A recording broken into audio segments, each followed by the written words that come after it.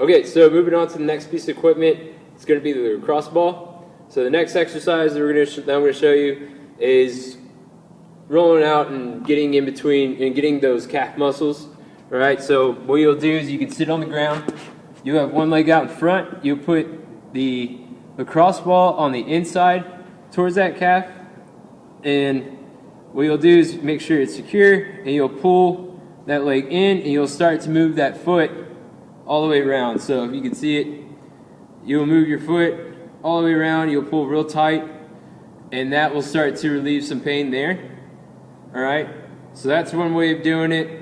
And then you can also put it on the outside of your leg, so then it'll be towards the outside, and then you'll pull close, and once you get close, you'll do the exact same thing here. All right, so this is another exercise that you can use with the lacrosse ball. Another way you can use it though is if you want to lay it on the ground, so right underneath your calf muscle right there.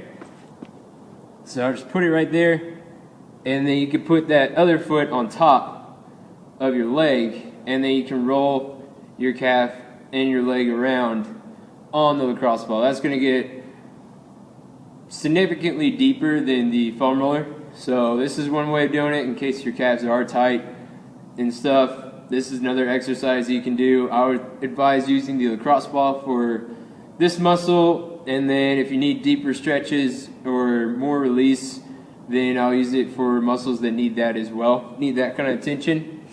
But you could also use it for your shin. The foam roller does a pretty good job with it, but if you need a little bit more, like I said, then you can use the lacrosse ball for your shin as well. It's just a little bit harder to stabilize on there. But that's the other stretch, or the other exercise that we'll use is the lacrosse ball on our calves and on our shin a little bit as well. So that's the next one.